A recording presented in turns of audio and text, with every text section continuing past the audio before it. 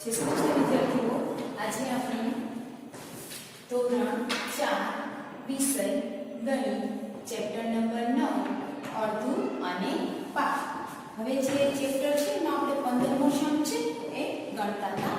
એની અંદર આપણે તો કે 1 થી 4 ઓપ્શન છે એ કરેલા છે. આજે આપણે છઠ્ઠો સમ છે ત્યાંથી જોઈશું. તો સૌથી પહેલા છઠ્ઠો સમ છે એની આપણે રકમ છે એ લખી લઈએ. તો છઠ્ઠા સમ છે એની રકમ લખશું આપણે એક વર્ગમાં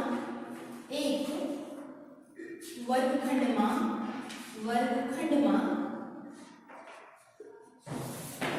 44 વિદ્યાર્થીઓ છે. એટલે કુલ કેટલા છે? 44. તેમાંથી 3/4 વિદ્યાર્થીઓ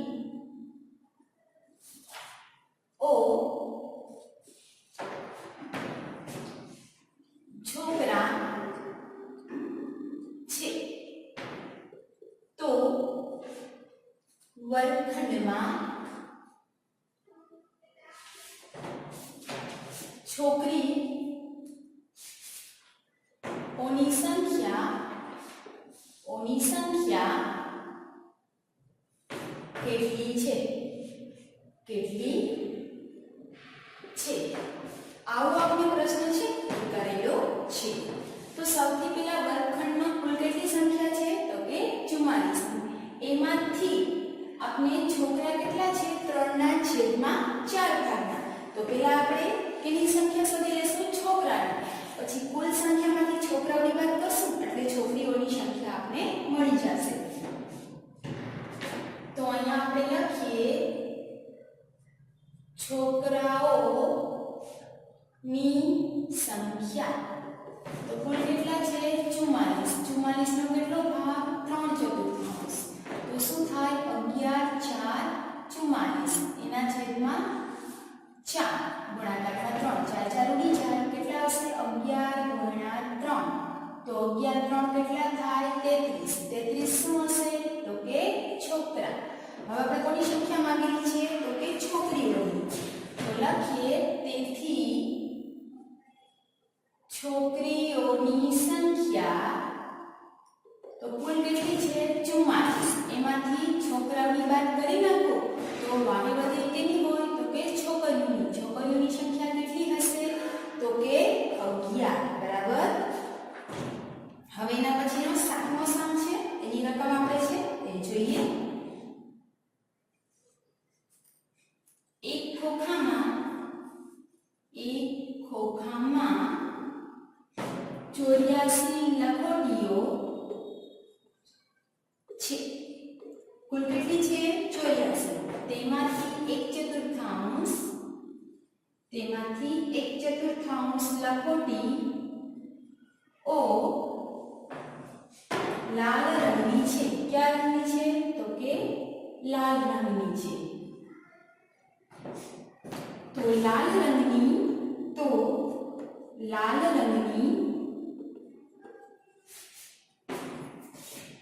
લખોટીઓની સંખ્યા કેટલી છે? તો પહેલા આપણે જોઈએ કે કુલ કેટલી છે? તો કે 84. એમાંથી 1/4 ભાગની કેટલી છે? કે કયા રંગની છે? લાલ રંગની. તો આપણે લખીએ 84 ગુણાકારમાં 1/4. તો 21 × 4 કેટલા થાય? 84. 4 4 ઉડી જશે. 21 × 1 તો 21 શું થાય? 21. તો લાલ રંગની લખોટી કેટલી હશે? 21. લાલ રંગની લખોટી એની સંખ્યા કેટલી હશે? તો કે 21 હશે. એના પછીનો સમ છે એ આપણે જોઈએ. 8મો બ્રિજેશ ને રૂપિયા બેની પેન્સિલ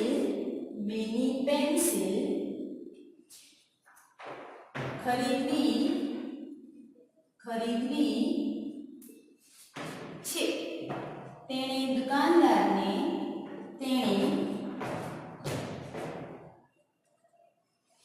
દુકાનદારને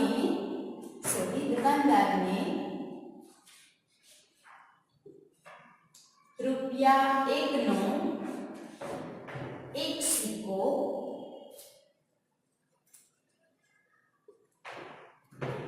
અડધા રૂપિયાનો એક સિક્કો અડધા રૂપિયાનો એક સિક્કો અને 1/4 અને 1/4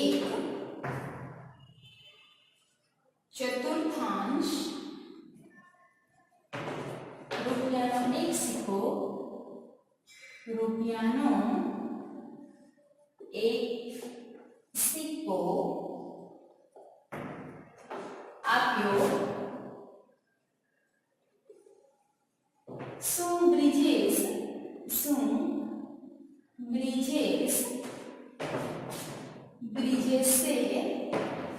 ચૂકવેલી રકમ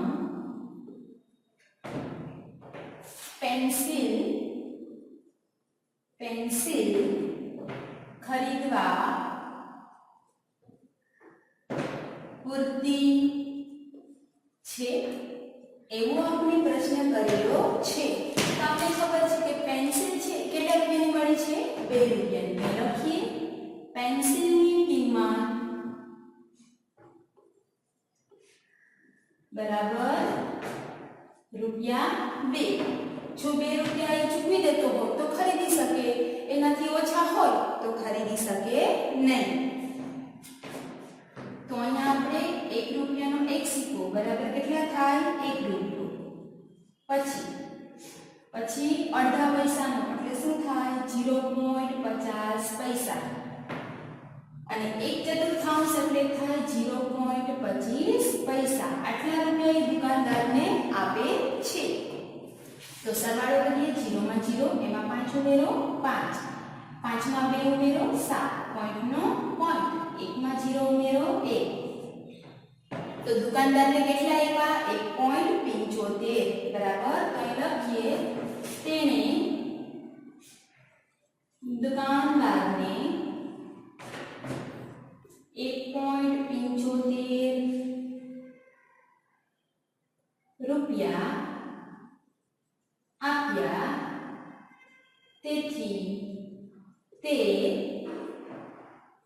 પેન્સિલ ખરીદવા પૂરતા નથી. એટલે જવાબ શું આવે? તો કે ના, કારણ કે પૂરા 2 રૂપિયા ચૂકવતો નથી. તો આજે આપણે આ 3 સમ છે એ કરેલા છે. હવે પછીના વધારાના સમ છે એ નેક્સ્ટ વિડીયોમાં જોઈશું.